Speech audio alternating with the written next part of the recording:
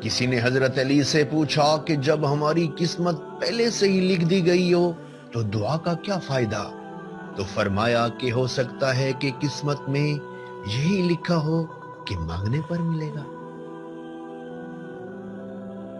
حضرت علی فرماتے ہیں کہ دوستی اور محبت ان سے کرو جو نبھانا جانتے ہوں، نفرت ان سے کرو جو بھلانا جانتے ہوں، اور غصہ ان سے کرو جو منانا جانتے ہوں۔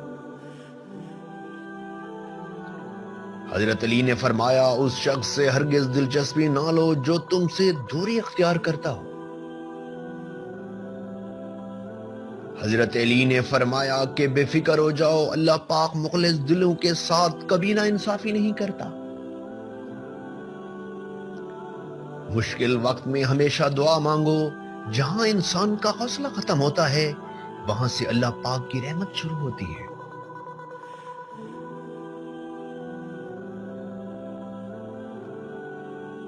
زندگی استاد سے زیادہ سخت ہوتی ہے۔ استاد سبق دے کر امتحان لیتا ہے اور زندگی امتحان لے کر سبق دیتی ہے۔ خاندانی لوگوں کا وقت بدلتا ہے، معیار نہیں، بد نسلوں کی قسمت بدلتی ہے، اوقات نہیں۔ کبھی کبھی بے انتہا خوشیاں باپ چند پیسوں میں خرید لاتا ہے۔ اچھا وقت انہی کا ہوتا ہے جو کسی کا برا نہیں سوچتے۔ اللہ تعالیٰ پر یقین کا سفر بے حد سکون دیتا ہے۔